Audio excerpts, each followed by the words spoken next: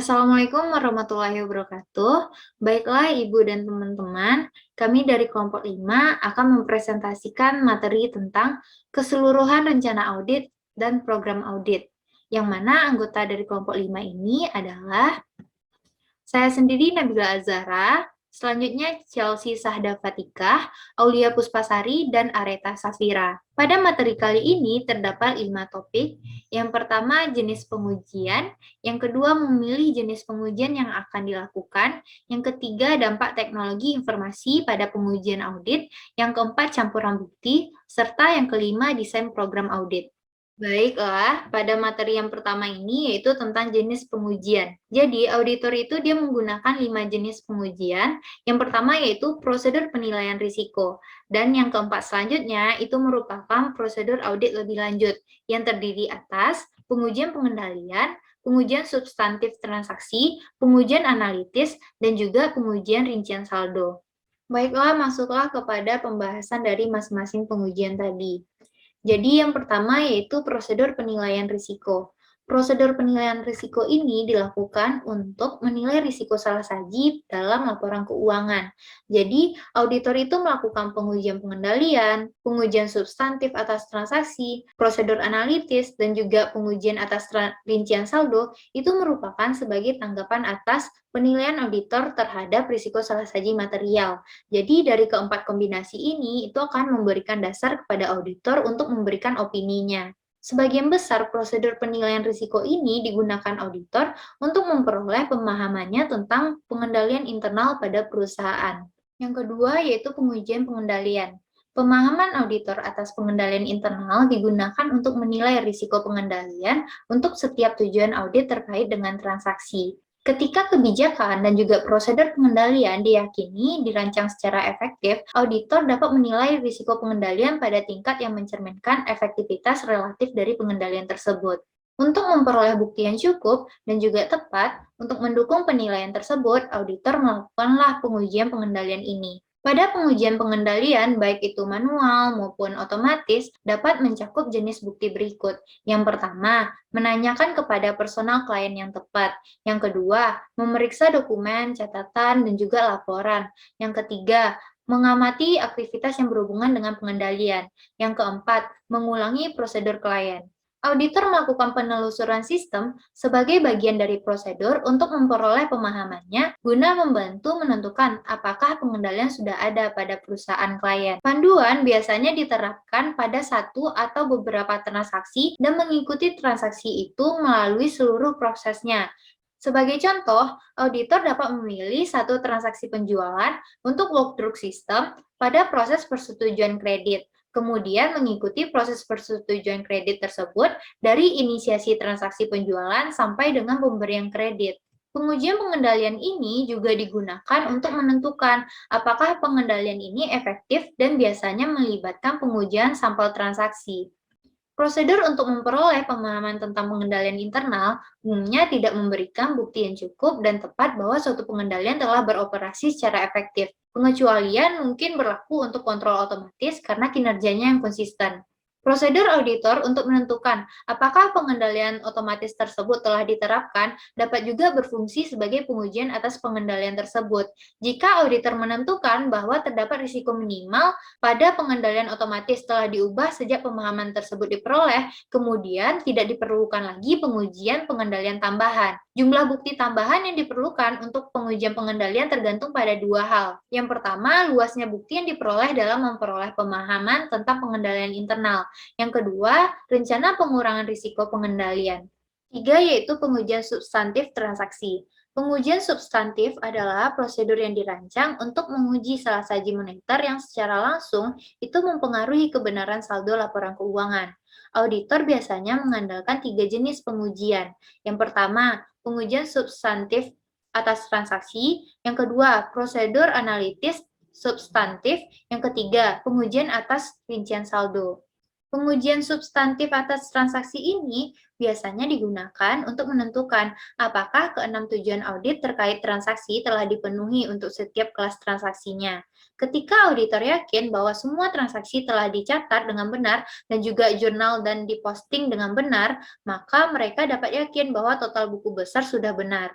Biasanya, auditor dapat melakukan pengujian pengendalian secara terpisah dari semua pengujian lainnya, tapi seringkali lebih efisien untuk melakukannya pada saat yang sama dengan pengujian substantif atas transaksi.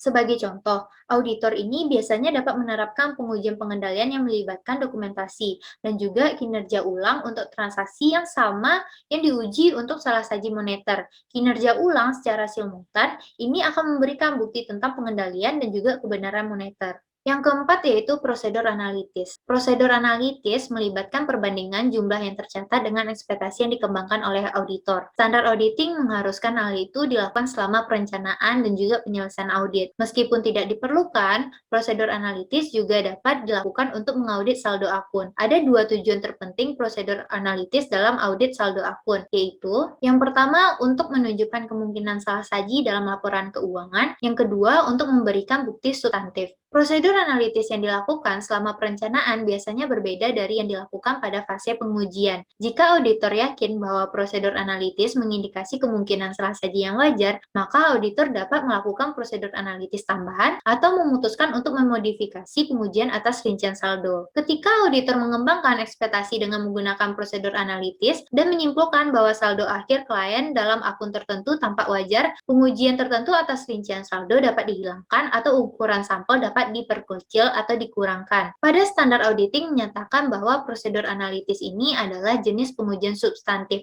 atau juga sering disebut sebagai prosedur analitis substantif. Hal ini terjadi ketika prosedur tersebut dilakukan untuk memberikan bukti tentang saldo akun. Jadi, sejauh mana auditor mungkin bersedia untuk mengandalkan prosedur analitis substantif dalam mendukung saldo akun tergantung pada beberapa faktor, termasuk ketepatan ekspektasi yang dikembangkan, lalu materialitis, dan juga risiko salah saji material. Yang kelima yaitu pengujian rincian saldo. Pengujian rincian saldo ini berfokus pada saldo buku besar akhir untuk akun neraca dan juga laporan laba rugi. Penekanan utama dalam sebagian besar pengujian rincian saldo adalah pada neraca. Pengujian saldo akhir itu sangat penting karena bukti biasanya diperoleh dari sumber yang independen dari klien yang dianggap sangat andal. Luasnya pengujian ini tergantung pada hasil pengujian pengendalian, pengujian substantif atas transaksi, dan juga prosedur analitis substantif. Jadi, pengujian perincian saldo ini sangat membantu dalam menetapkan kebenaran moneter dari akun-akun yang terkait dan oleh karena itu merupakan pengujian substantif. Sebagai contoh, pengujian konfirmasi untuk salah saji moneter dalam piutang usaha dan oleh karena itu merupakan pengujian substantif. Demikian pula jumlah persediaan dan kas di tangan juga merupakan pengujian substantif. Jadi, ringkasan dari jenis pengujian tadi adalah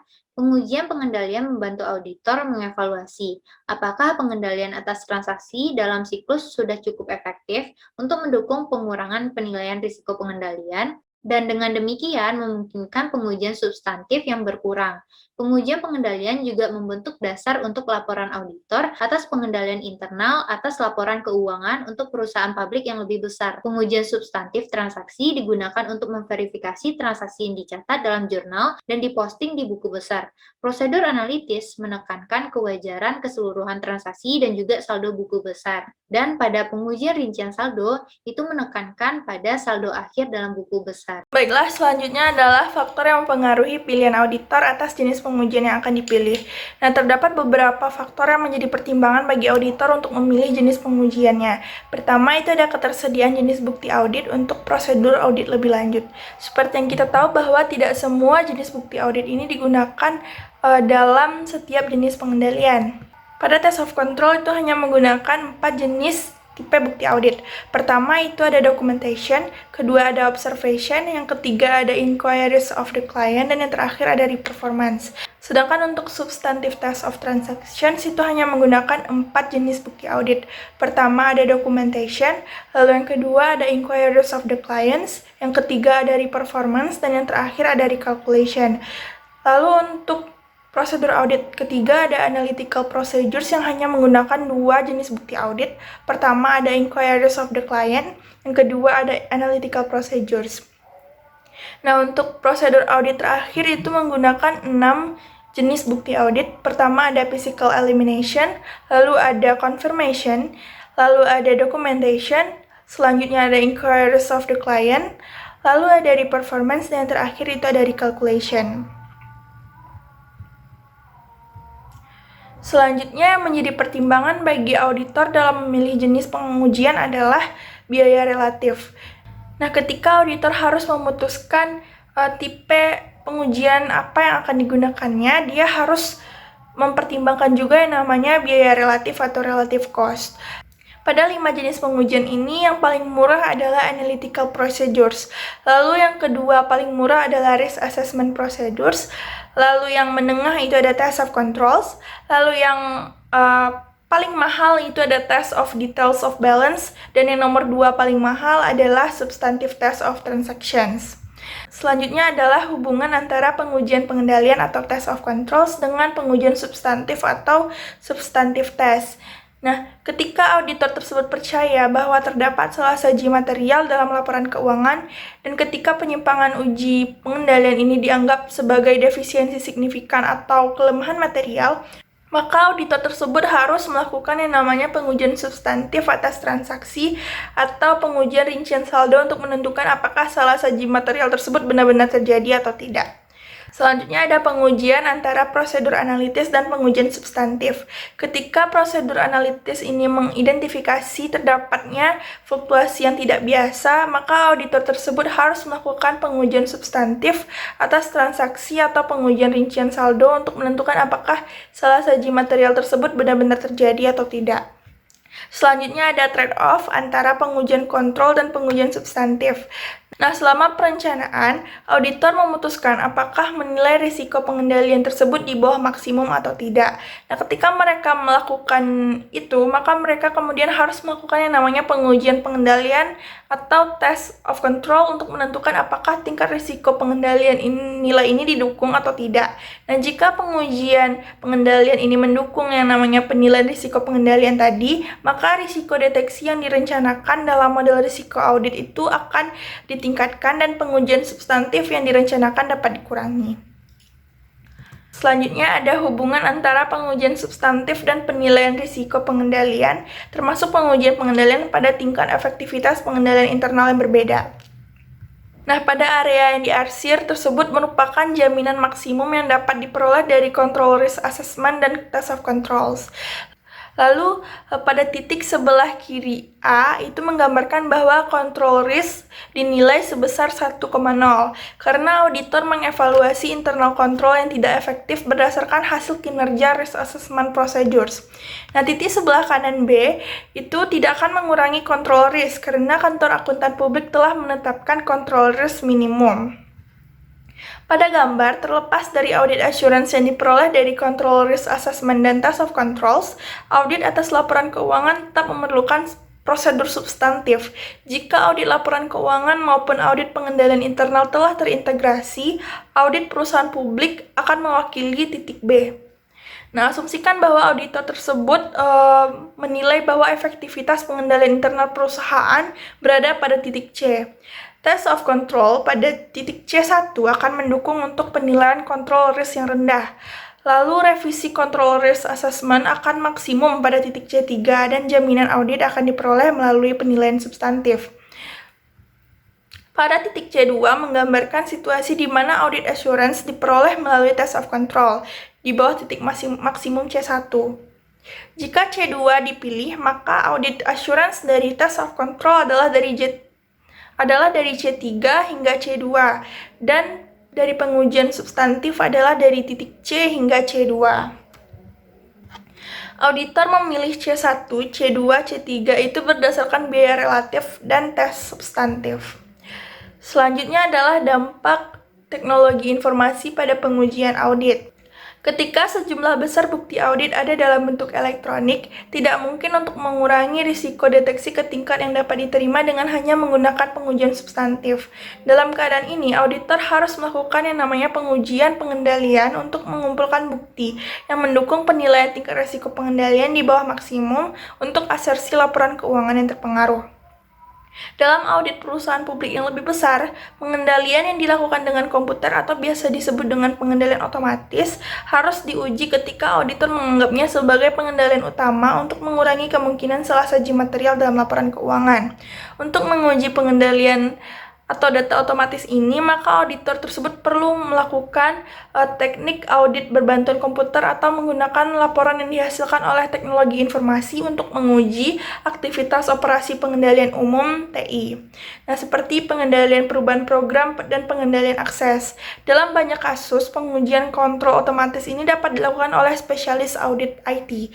Ketika auditor menguji kontrol manual yang mengandalkan laporan yang dihasilkan oleh IT, maka mereka harus mempertimbangkan efektivitas, tinjauan manajemen, dan kontrol otomatis atas keakuratan informasi dalam laporan. Baiklah, materi selanjutnya itu adalah campuran bukti. Yang mana pada campuran bukti ini, untuk memperoleh bukti yang cukup dan tepat dalam menanggapi risiko yang diidentifikasi melalui prosedur penilaian risiko, auditor menggunakan kombinasi dari 4 jenis pengujian. Kombinasi inilah yang sering disebut dengan campuran bukti. Untuk lebih jelasnya, diilustrasikan pada tabel 13.3, yang mana untuk 4 audit yang berbeda. Dalam setiap kasus ini diasumsikan bahwa bukti cukup dan tepat telah dikumpulkan. Baiklah, langsung saja ke ilustrasinya, yaitu untuk yang pertama, untuk audit yang pertama, itu memiliki test of controlnya E, yang mana E itu adalah exclusive amount of testing, dan substantive test of transaction-nya adalah S, yang mana S adalah small amount of testing. Analytical procedures-nya E, yang mana E adalah extensive amount of testing, dan test of details of balance-nya adalah S, yang mana S adalah small amount of testing.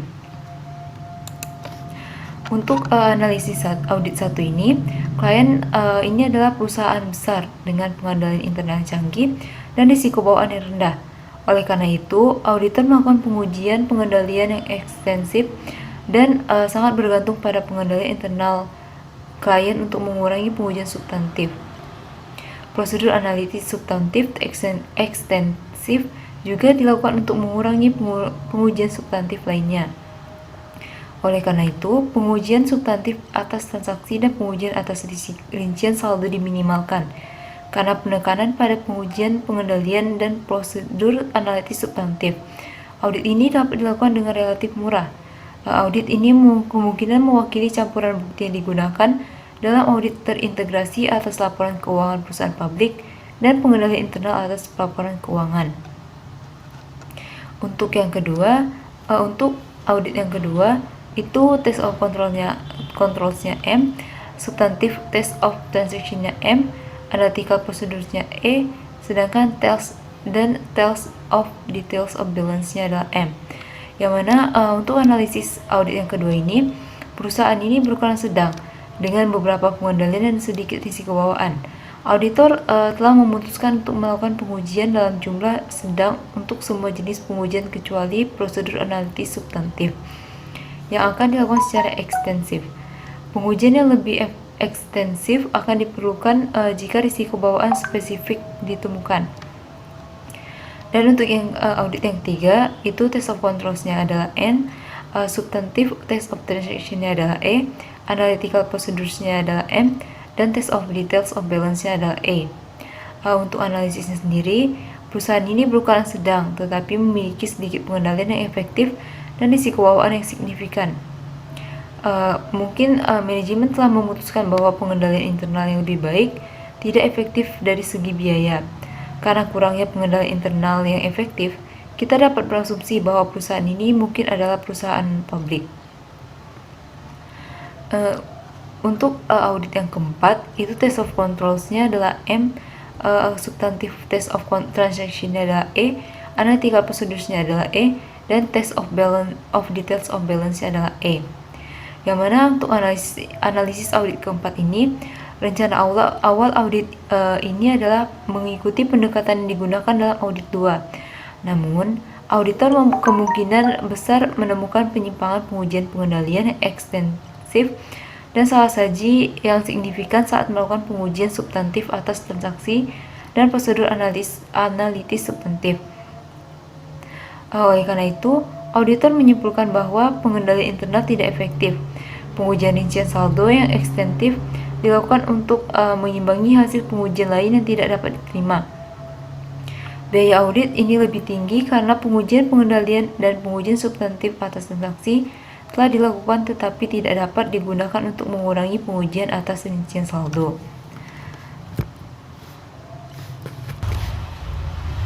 Baiklah, selanjutnya itu desain program audit. Setelah auditor menggunakan prosedur penilaian risiko untuk menentukan penekanan yang tepat pada masing-masing dari 4 jenis pengujian tadi, prosedur audit khusus untuk setiap jenis pengujian harus dirancang. Prosedur audit ini kemudian digabungkan untuk membentuk program audit. Auditor akan merancang program audit untuk memenuhi tujuan audit terkait penyajian dan pengungkapan. Selain bagian program audit yang berisi prosedur penilaian risiko yang dilakukan dalam perencanaan, program audit untuk sebagian besar audit dirancang dalam 3 bagian tambahan. Yang pertama itu pengujian pengendalian dan pengujian substantif atas transaksi, prosedur audit substantif, dan pengujian risiko rincian saldo. Untuk yang pertama itu pengujian pengendalian dan pengujian substantif transaksi. Pada pengujian ini mencakup bagian deskriptif yang mendokumentasikan pemahaman pengendalian internal yang diperoleh selama pelaksanaan prosedur penilaian risiko. Program ini juga mungkin mencakup deskripsi prosedur yang dilakukan untuk memperoleh pemahaman tentang pengendalian internal dan deskripsi tingkat risiko pengendalian yang dinilai. Pada yang pertama ini, auditor mengikuti pendekatan 4 langkah untuk mengurangi risiko pengendalian yang dinilai. Yang pertama itu menerapkan tujuan audit terkait transaksi pada kelas transaksi yang diuji seperti penjualan. Yang kedua itu identifikasi pengendalian utama yang harus mengurangi risiko pengendalian untuk setiap tujuan audit terkait transaksi. Yang ketiga, mengembangkan pengujian pengendalian yang tepat untuk semua pengendalian internal yang digunakan untuk mengurangi penilaian awal atas risiko pengendalian di bawah maksimum atau kontrol utama.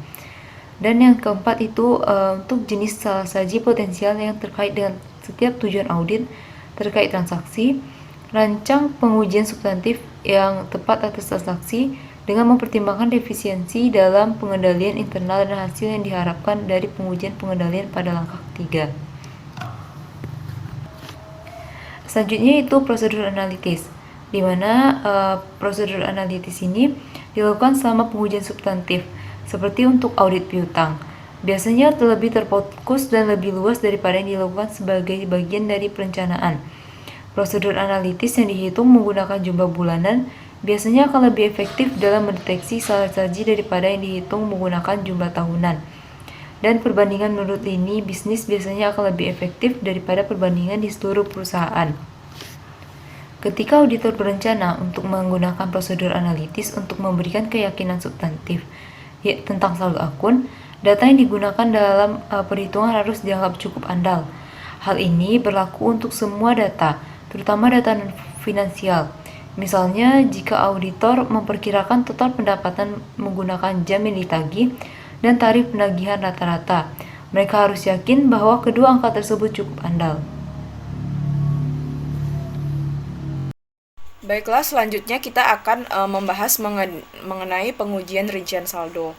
Nah, jadi untuk merancang pengujian rincian prosedur audit terkait saldo, auditor itu harus menggunakan metodologi yang berorientasi pada tujuan audit terkait saldo tersebut.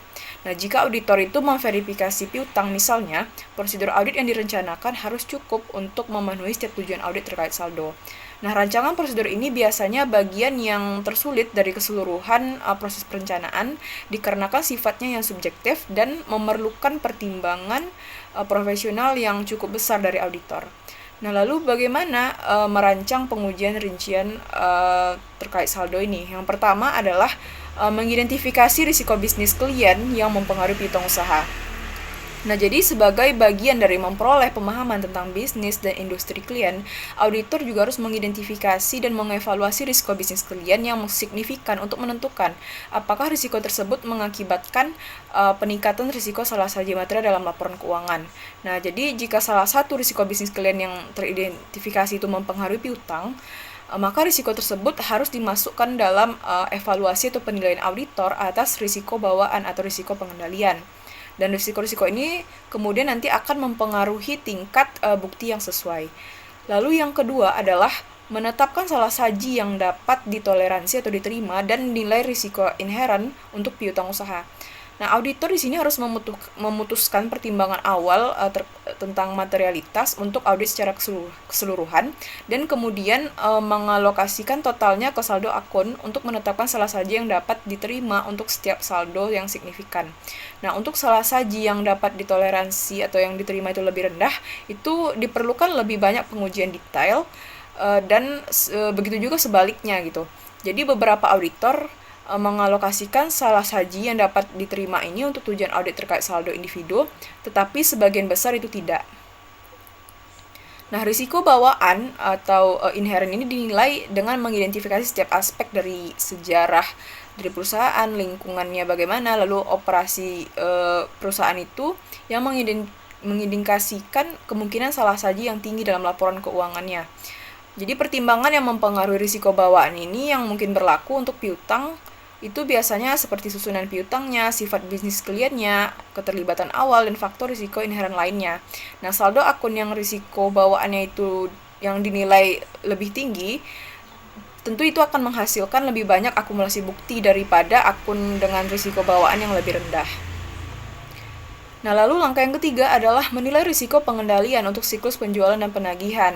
Nah, jadi untuk metodologi untuk mengevaluasi risiko pengendalian itu akan diterapkan baik pada penjualan maupun penerimaan kas dalam audit piutang usaha. Nah, pengendalian yang efektif itu tentu akan mengurangi risiko pengendalian dan bersamaan dengan itu juga jumlah bukti yang diperlukan untuk pengujian substantif atas transaksi dan pengujian rincian saldo itu juga akan mengurangi risiko pengendalian.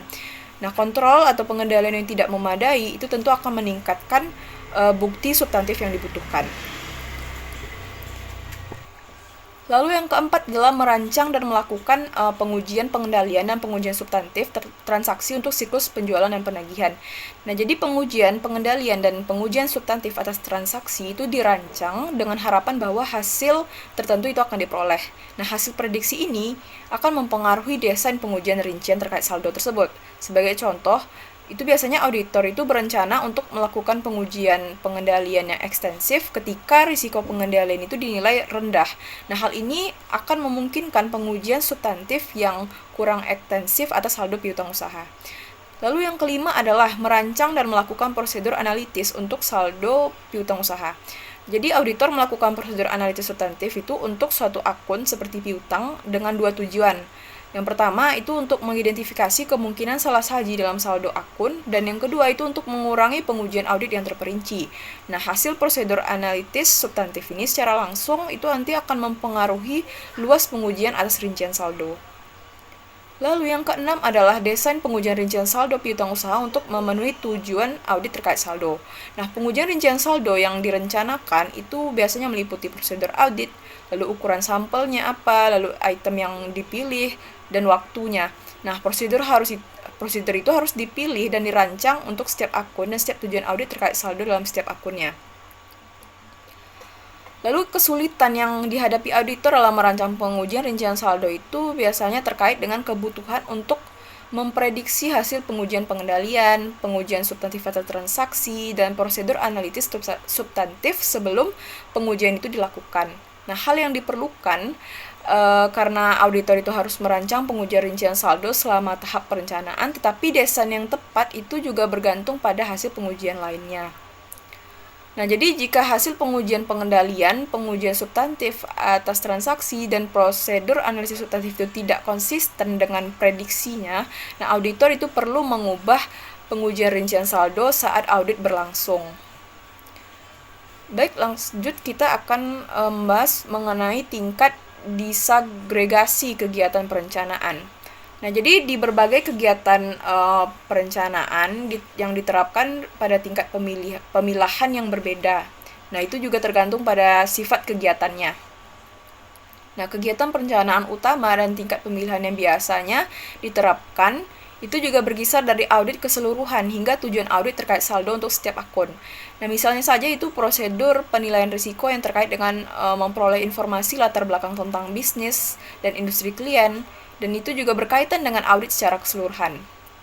Nah, auditor itu pertama-tama itu nanti akan menggunakan informasi tersebut dalam menilai risiko audit yang dapat diterima untuk perikatan secara keseluruhan. Nah, mereka kemudian nanti akan menggunakan informasi tentang klien dan industri yang diperoleh tadi melalui prosedur penilaian risiko untuk menilai risiko bawaan untuk tujuan audit tertentu.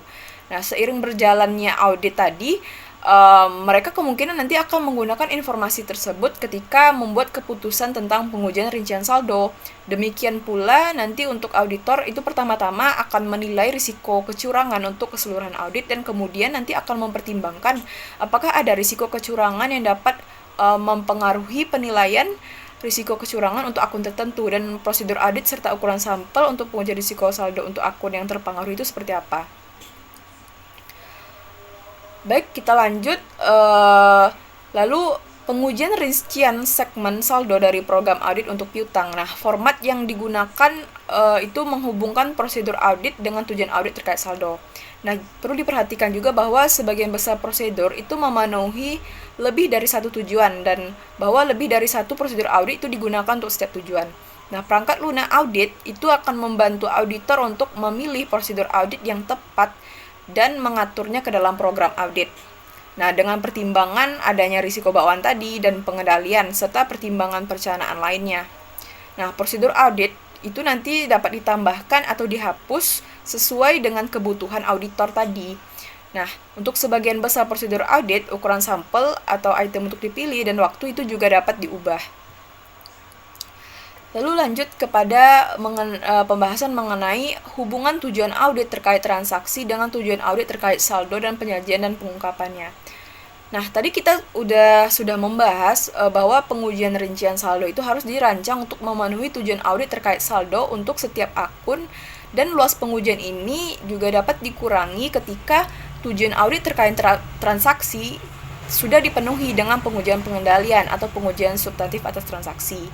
Nah, kita juga perlu paham bagaimana setiap tujuan audit terkait transaksi itu berkaitan atau berhubungan dengan setiap tujuan audit terkait saldo. Nah, tabel berikut ini memberikan presentasi secara umum tentang hubungannya dan mengilustrasikan bahwa ketika semua tujuan audit terkait transaksi itu sudah dipenuhi, auditor akan tetap mengandalkan terutama pada pengujian substantif atas saldo untuk memenuhi tujuan audit terkait saldo, yaitu mengenai nilai yang dapat direalisasikan dan juga hak serta kewajiban. Seperti yang kita lihat di sini pada tabel ini, mungkin dari di sini terdapat hubungan langsung atau direct ya antara tujuan audit terkait transaksi keterjadian dengan tujuan audit terkait saldo, yaitu keberadaan. Nah, jadi jika suatu golongan transaksi itu meningkatkan saldo akun terkait, misalnya saja itu transaksi penjualan, itu akan meningkatkan piutang usaha. Nah, juga terdapat juga hubungan langsung atau direct antara tujuan audit terkait transaksi yang berkaitan dengan keterjadian dengan tujuan audit terkait saldo yang berkaitan dengan kelengkapan atau completeness. Nah, jika kelas transaksi itu menurunkan saldo akun terkait, misalnya saja itu transaksi penerimaan kas, tentu nanti akan menurunkan akun piutang. Nah, pengujian substantif saldo tambahan itu juga mungkin dilakukan untuk tujuan audit terkait saldo lainnya, dan itu juga tergantung pada hasil pengujian pengendalian dan pengujian substantif transaksi lainnya. Jadi, dapat disimpulkan terkait hubungan tujuan audit terkait transaksi dengan tujuan audit terkait saldo dan penyajian dan pengungkapannya di sini bahwa lebih menekankan hubungan antara prosedur audit yang dilakukan untuk memenuhi tujuan audit terkait transaksi dengan tujuan audit terkait saldo. Karena auditor itu juga nantinya akan melaksanakan prosedur audit untuk memperoleh keyakinan tentang tujuan audit terkait penyajian dan pengungkapan tadi. Nah, pendekatan auditor untuk memperoleh bukti yang terkait dengan tujuan audit terkait penyajian dan pengungkapan itu nanti akan konsisten dengan pendekatannya. Dan auditor itu nanti juga akan melakukan pengujian, pengendalian, dan prosedur substantif untuk memperoleh keyakinan bahwa semua tujuan audit itu telah tercapai untuk informasi dan jumlah yang termasuk dalam pengungkapan tersebut. Nah, baiklah, sekian presentasi.